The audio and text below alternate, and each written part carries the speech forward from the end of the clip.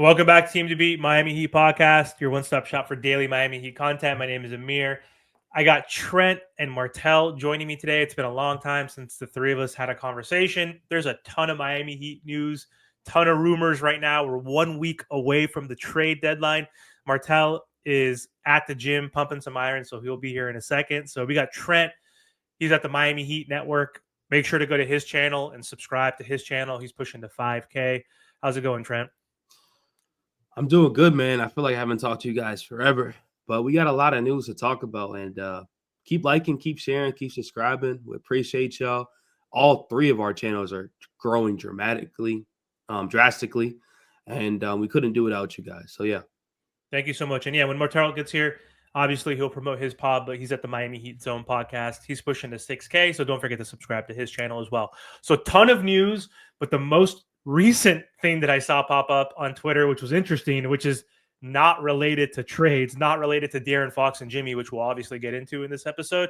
But Terry Rozier, there was an article from the Wall Street Journal that said, breaking news, federal prosecutors are investigating whether Terry Rozier manipulated his performance in 2023 as part of an illegal sports betting scheme. So basically they were saying, did he point shave? Did he lose on purpose? Did he play on like shitty on purpose? Did he fake an injury so that he could prevent the Charlotte Hornets from winning a game so that whatever organization won a bet? And so that is news to me. I just saw this recently, and that's kind of wild. So this is while he was on the Charlotte Hornets. It looks like the 2022-2023 season. Did you see that? And do you have any updates or any information around that? Yeah, I just seen that. But then after us just talking about it, right? Because federal prosecutors have been investigating NBA player Terry Rozier. And then I just seen Ira made a tweet right now. If you want to put it on the screen, yeah, Heat referring requests for comments to the NBA. Per NBA spokesman Mike Bass, the league conducted an investigation, did not find a violation of NBA rules. We're now aware of the investigation by the U.S. Attorney Office for the Eastern District of New York related to the matter and have been cooperating with the investigation. This would have been crazy if this investigation was ongoing and he was found, like they did find something, because then you have the Terry Rozier problem, which we've seen another NBA player, I believe his name is Jonte Porter, is in jail right now because of this. He's in jail right now. He actually went to jail. It's Michael Porter Jr.'s brother, right, on the Raptors. Yeah. He's in jail. So if we had to deal with another messy situation involving Terry with the Jimmy Butler talk and the De'Aaron Fox and everything else that's going on, this would have been one of the most distraction seasons in the world that I can possibly think of being a Miami Heat fan. So I'm glad everything was well. We can stop talking about this Terry Rozier. What we could do is Terry Rozier needs to step up. He did play good yesterday against the Cavaliers, but we need that consistently. And I'm just going to criticize his basketball play. All this investigation stuff is done and over. He's found non-guilty, so that's good. But wait, hold on, though. It did say, I believe, that the state attorney in New York, they're still looking into it. I think he beat like half of the process, I believe, if I read the report correctly. I mean, yeah. What was the allegation, though? Did he fake an injury? Like, because Trent, you showed me his game log, right? Like, he was cooking, just manipulating his play, which, think about it. You know how many people right now, they DM all these different sports people and say, yo, you just messed up my parlay? So, obviously, I'm not saying that Terry Rozier has done this, but I know for sure it's going on right now. We don't even talk about the underground gambling that goes on in sports that all these players are involved of to some degree. Dude, I grew up in the 90s in Fresno, and my dad was a professor at Fresno State, so I got to go to a lot of games growing up.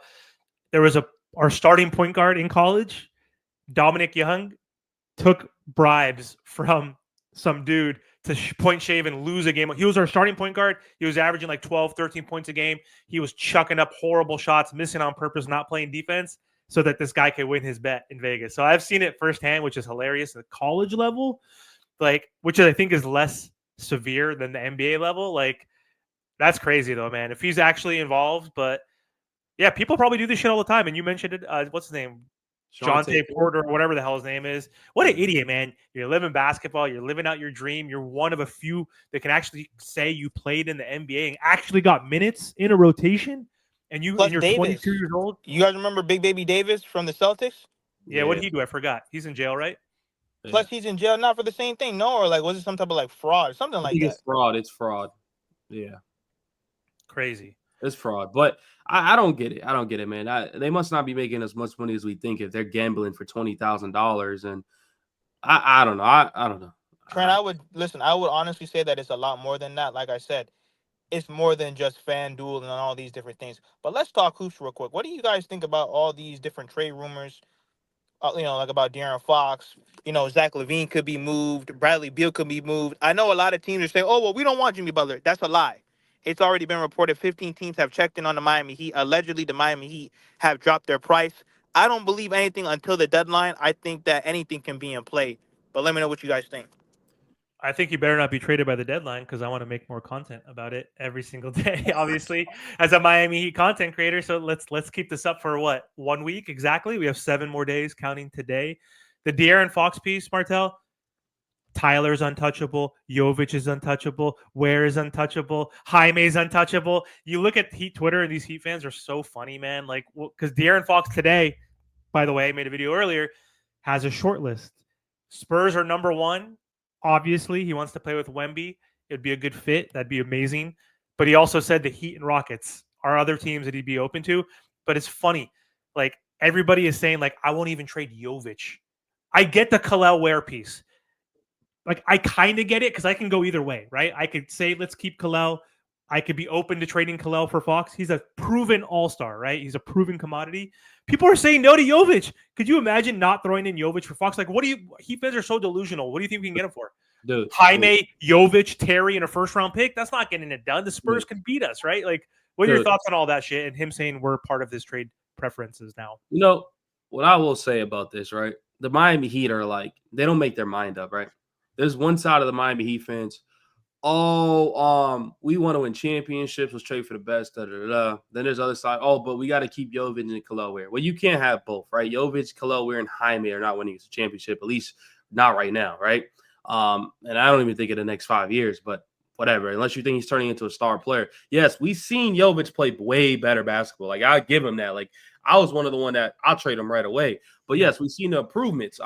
He looks good, but when you have a type of player on the market like this in De'Aaron Fox that we've been talking about De'Aaron Fox for a while now, mind you, people tend to forget we're waiting to 2026. Luka Doncic is not coming to the Miami Heat, so we can forget about that. Like, let's not. He is. Are you kidding me? You think he's going to pass up the biggest contract in the world to go and not come to the Heat? Okay, right? No, I'm just kidding. Obviously, the second best player that was going to be available was De'Aaron Fox. Now that he's available, you're telling me you don't go all in right now for De'Aaron Fox. De'Aaron Fox is going to be here for the future. He's not going to be here for 1 to 2, 3 years. He's still fairly young. He's still fairly great. And Bam Adebayo already made a recruiting pitch to him. Bam Adebayo was his groomsman at his wedding. Bam Adebayo and De'Aaron Fox are fairly close, right? And then I just don't understand, like, he wants to go to the Spurs. Bro, the Spurs are not even in the playoffs right now, I don't even think. So why, if he's leaving the Kings because he wants to win, why go to the Spurs and get worse? You know what I mean? Like, the Spurs are not going to be a good team until like 2 or 3 years from now, bro. They still got to develop all their guys. He's young enough, though. He's still 27. I get it. I get your point, but you're right. It's going to take 2 to 3 years because Wemby, dude, look what Wemby's doing right now in his second. What is he in the second year or third? Yeah, I think he's second or third. Yeah, second year, dude. He's dominant right now. Imagine him in 3 more years when he puts on more weight. He's going to be more skillful. But it's a full team game, though. Like, bro, the Kings were playing good basketball. They were playing good basketball after they fired Mike Brown. So it's like, then you could say the Rockets. Okay, the Rockets make sense. But then again, I brought this up in my video.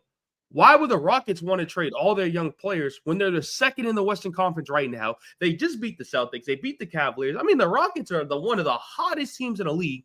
We all know when you trade for a star player, it takes a whole year plus the offseason for you to get the chemistry and connection to work. It doesn't take a half a season and then we're off the road and we're going to win a championship. It doesn't work like that. You know what I mean? So, like, I get those 2 preferred destinations, and maybe I'm being biased. Let me know in the comment sections. But for the Miami Heat, it just feels like, okay, you have an easier chance to win because we're in the Eastern Conference. You stay in the West, it is tough.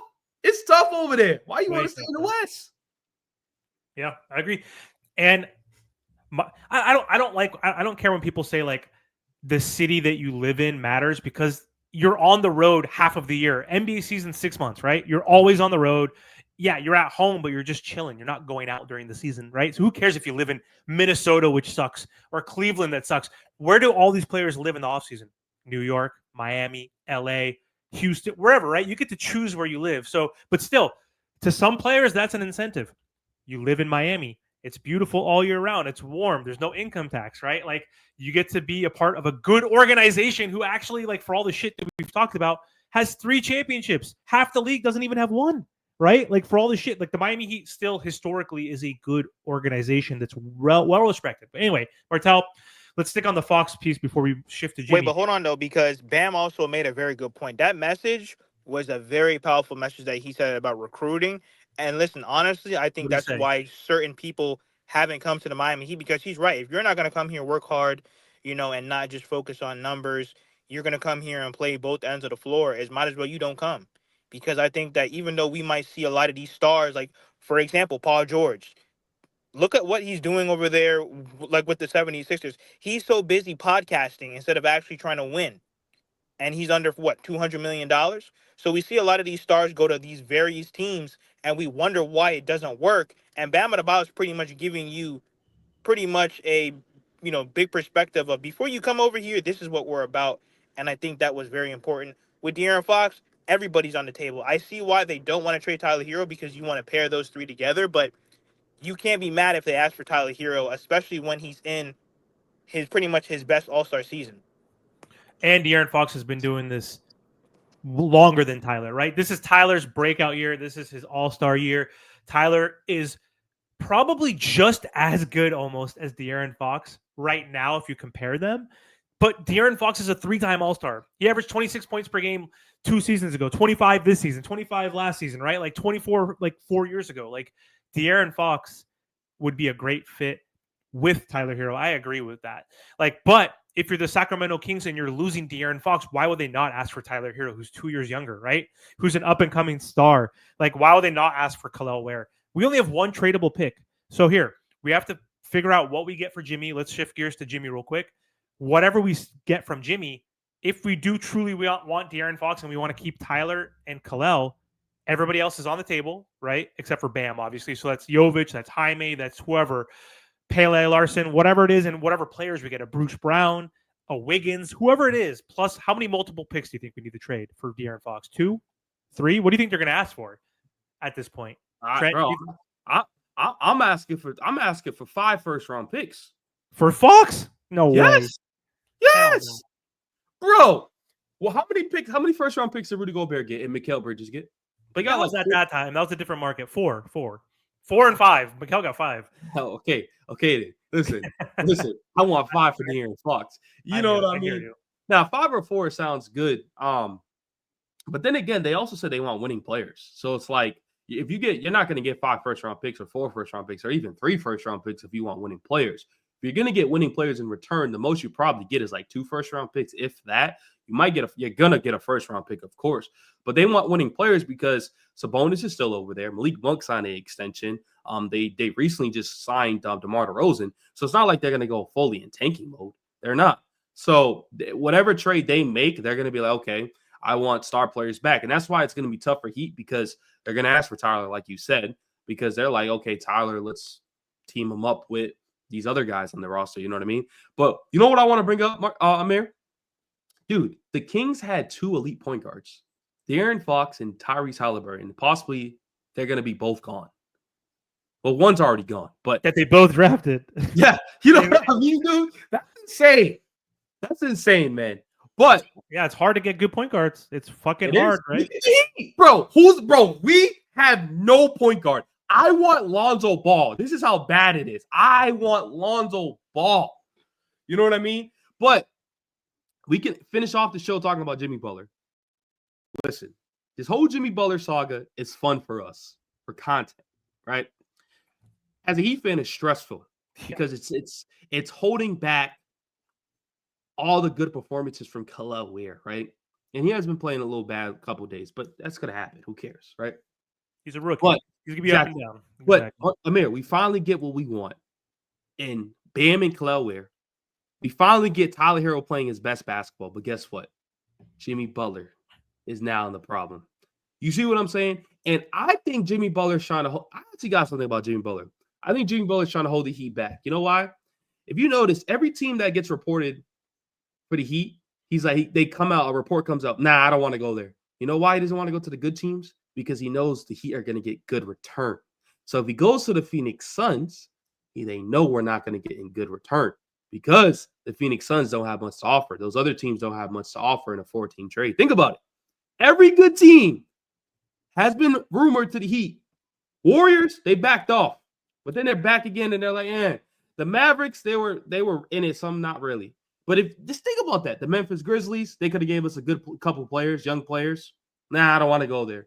Now the Kings, nah, I don't want to go there.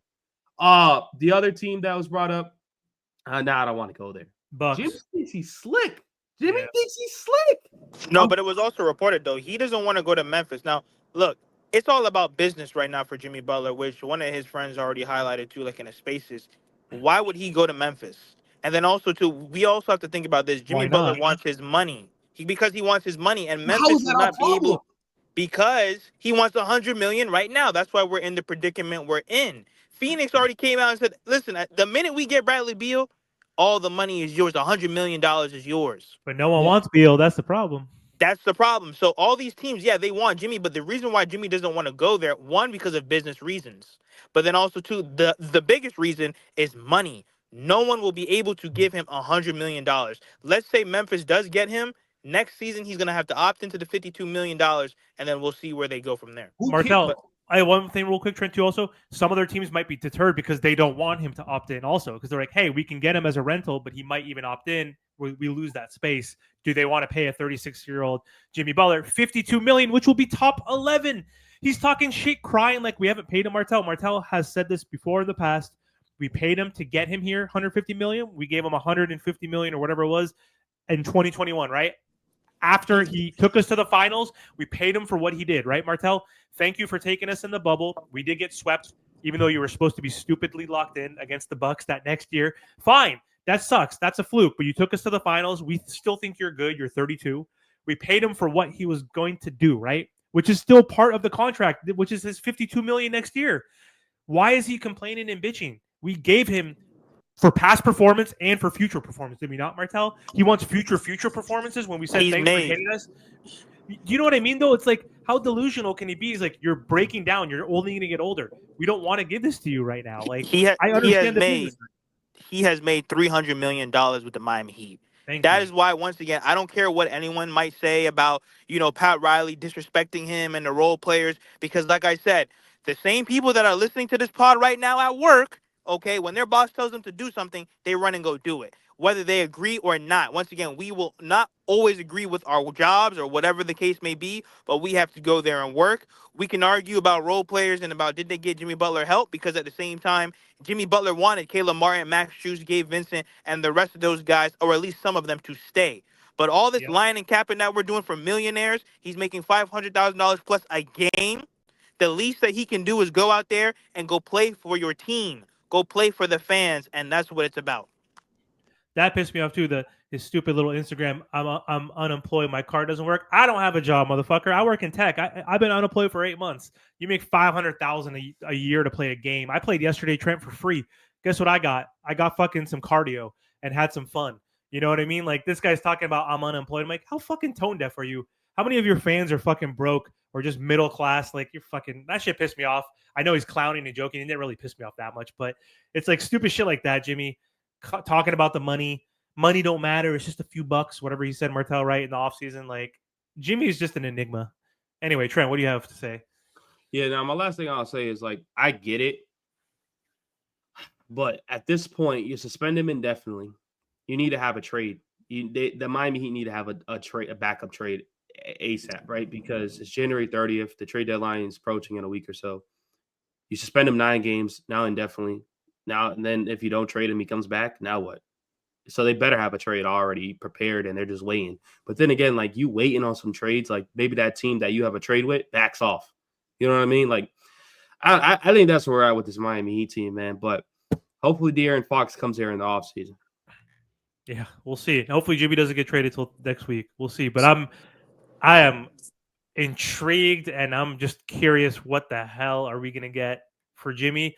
No matter what, Heat Twitter is going to be so pissed, obviously, because we're obviously going to get peanuts compared to what we expected, right? Especially if we traded him this offseason, Trent, when we didn't give him the extension and the writing was on the wall, kind of like the De'Aaron Fox scenario. Like De'Aaron's coming out basically saying, I didn't request a trade. I'm not the bad guy. It's not me.